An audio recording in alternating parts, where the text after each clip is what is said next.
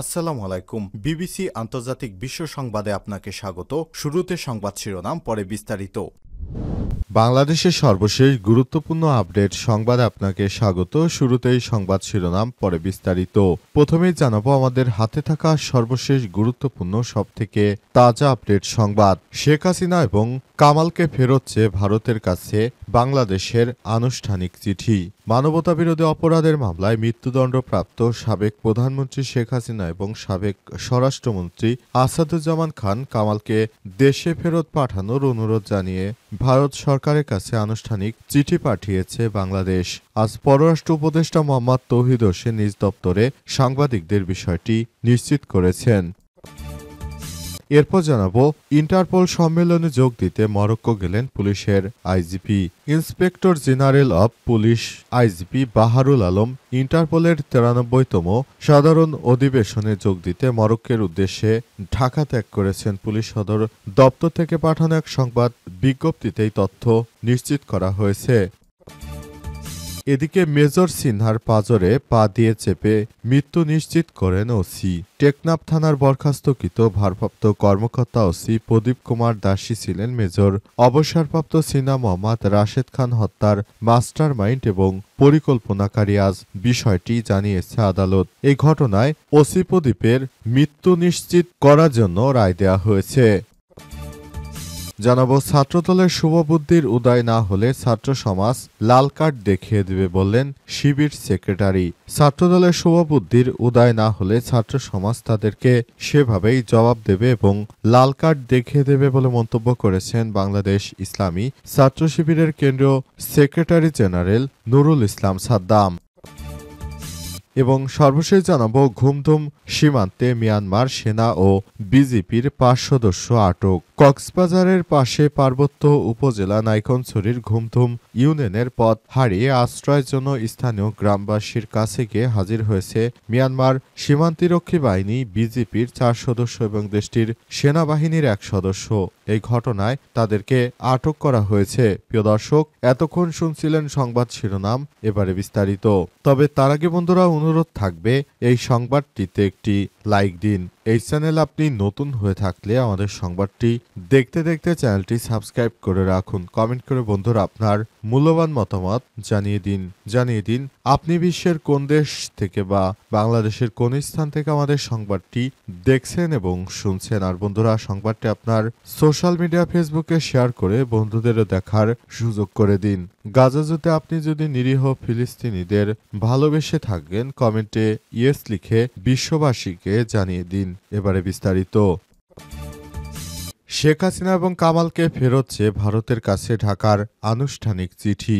মানবতাবিরোধী অপরাধের মামলায় মৃত্যুদণ্ডপ্রাপ্ত সাবেক প্রধানমন্ত্রী শেখ হাসিনা এবং সাবেক স্বরাষ্ট্রমন্ত্রী আসাদুজ্জামান খান কামালকে দেশে ফেরত পাঠানোর অনুরোধ জানিয়ে ভারতের সরকারের কাছে আনুষ্ঠানিক চিঠি পাঠিয়েছে বাংলাদেশ। আজ পররাষ্ট্র উপদেষ্টা মোহাম্মদ তৌহিদ হোসেনের নিজ দপ্তরে সাংবাদিকদের জানান, গত শুক্রবার দিল্লির উদ্দেশ্যে চিঠি পাঠানো হয়েছে। চিঠিতে মৃত্যুদণ্ডপ্রাপ্ত 2 আসামিকে বাংলাদেশের হাতে ফিরিয়ে দেওয়ার অনুরোধ জানানো হয়েছে। গত 17 নভেম্বর আন্তর্জাতিক অপরাধ ট্রাইব্যুনাল জুলাই মাসের গণ অভ্যুত্থানের সময় সংঘটিত মানবতাবিরোধী অপরাধের মামলায় শেখ হাসিনা এবং আসাদুজ্জামান খান কামালের বিরুদ্ধে রায় ঘোষণা করে 2টি অভিযোগে শেখ হাসিনাকে এবং 1টি অভিযোগে কামালকে মৃত্যুদণ্ড দেওয়া হয়।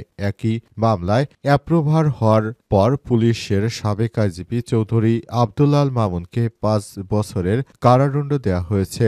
বিচারপতি মোহাম্মদ গোলাম মুর্তজা মজুমদারের নেতৃত্বে 3 সদস্যের ট্রাইব্যুনাল এই রায় ঘোষণা করা হয়। অন্য 2 আসামিরা ছিলেন অন্য 2 সদস্য ছিলেন বিচারপতি মোহাম্মদ শফিউল আলম ও বিচারক মোহাম্মদ মহিতুল হক এনাম চৌধুরী। মানবতাবিরোধী অপরাধের মামলায় শেখ হাসিনাকে ফাঁসির আসামি হিসেবে তার শাস্তি কার্যকর করা হয়েছে। শেখ হাসিনা তিনি যেন বাংলাদেশে আর কখনোই এই ফ্যাসিজম কায়েম করতে না পারেন সে ব্যাপারে ট্রাইব্যুনালের পক্ষ থেকে রায় দেয়া হয়েছে, যাতে করে আর এই ধরনের মানবতাবিরোধী অপরাধের ঘটনা বাংলাদেশে কোনো স্বৈরাচার আর ঘটাতে না পারে সেটি দেখতে হবে।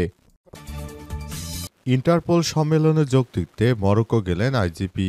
Inspector general of police IGP Baharul Alam ইন্টারপোলের 93তম সাধারণ অধিবেশনে যোগ দিতে মরক্কোর উদ্দেশ্যে আজ ঢাকা ত্যাগ করেছেন। পুলিশ সদর দপ্তর থেকে পাঠানো এক সংবাদ বিজ্ঞপ্তিতে এই তথ্য জানানো হয়। বিজ্ঞপ্তিতে বলা হয়, ইন্টারপোলের সদস্যভুক্ত বিশ্বের 196 দেশের উচ্চ পর্যায়ের প্রতিনিধিদের অংশগ্রহণে 4 দিনব্যাপী এই সম্মেলন 24 থেকে 27 নভেম্বর পর্যন্ত মরক্কোতে অনুষ্ঠিত হবে। আইজিপি সম্মেলনে 3 সদস্যের বাংলাদেশ প্রতিনিধি দলের নেতৃত্ব দেবেন। তিনি সম্মেলনে অংশগ্রহণের পাশাপাশি বিভিন্ন দেশের পুলিশ প্রধানের সঙ্গে দ্বিপক্ষীয় বৈঠকে মিলিত হবেন এবং ইনফরমেশন শেয়ারিং বা তথ্য আদান প্রদান, যৌথ কার্যক্রম, সক্ষমতা উন্নয়ন ও আন্তর্জাতিক সহযোগিতা সম্প্রসারণ, কিভাবে বিদেশে পালিয়ে থাকা আসামিদেরকে বাংলাদেশে ফেরত আনা যায়, সব বিষয়ে তিনি কথা বলবেন, যাতে করে আগামীতে কোনো স্বৈরাচার আর দেশ ছেড়ে পালিয়ে গিয়ে ভারতে অবস্থান নিয়ে দেশের বিরুদ্ধে ষড়যন্ত্র করতে না পারে। সেজন্য পুলিশের অনেক দায়বদ্ধতা রয়েছে। পুলিশের সদস্যরা দেশকে শান্তি ও নিরাপত্তায় রাখতে সব ধরনের কাজ করতে তারা প্রস্তুত। অন্তর্বর্তীকালীন সরকারের প্রধান উপদেষ্টা ক্ষমতা আসার পর সাবেক পুলিশ সদস্যদেরকে ছাঁটাই করে নতুন করে যারা যোগ্য রয়েছেন তাদেরকে নিয়োগ দেওয়া হয়েছে। এর মধ্যে চৌধুরী আব্দুল্লাহ আল মামুনকে রাজসাক্ষী করা হয়েছে। বর্তমানে তিনি আটক রয়েছেন এবং তিনি হাসিনার বিরুদ্ধে সাক্ষ্য দিয়েছেন। সেই সাক্ষ্যের মাধ্যমেই হাসিনার ফাঁসির রায় ঘোষণা করেছে আন্তর্জাতিক অপরাধ ট্রাইব্যুনাল। এ অবস্থায় হাসিনাকে ভারত থেকে দেশে ফিরে এনে তার শাস্তি কার্যকর করার সর্বোচ্চ চেষ্টা করা হচ্ছে। মেজোসিনার পাঁজরে পা দিয়ে চিপে ধরে মৃত্যু নিশ্চিত করেন ওসি প্রদীপ। টেকনাফ থানার বরখাস্তকৃত ভারপ্রাপ্ত কর্মকর্তা ওসি প্রদীপ কুমার দাসই ছিলেন মেজর অবসরপ্রাপ্ত সিনা মোহাম্মদ রাশেদ খান হত্যার মাস্টারমাইন্ড এবং পরিকল্পনাকারী। ঘটনার সময় ঘটনাস্থলে উপস্থিত হয়ে সিনহার বুকের বাম পাঁজরে জুতা পরা পা দিয়ে চেপে ধরে মৃত্যু নিশ্চিত করেন তিনি।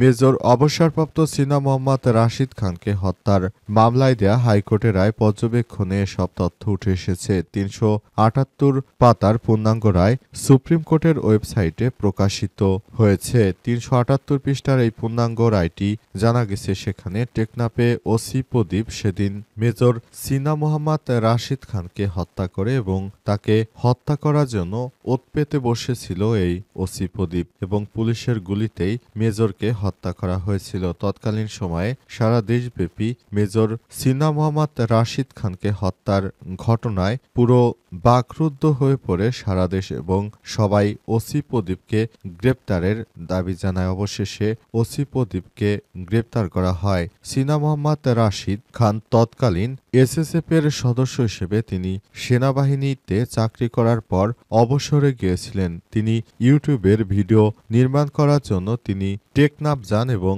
সেখান থেকে ফিরে আসার পথে ওসি প্রদীপের হাতে গুলিতে নির্মমভাবে তার মৃত্যু হয়। এই ঘটনা দীর্ঘদিন পার হয়ে গেলেও এখনও ওসি প্রদীপ জেলে রয়েছে এবং তার স্ত্রীকেও আটক করা হয়েছে।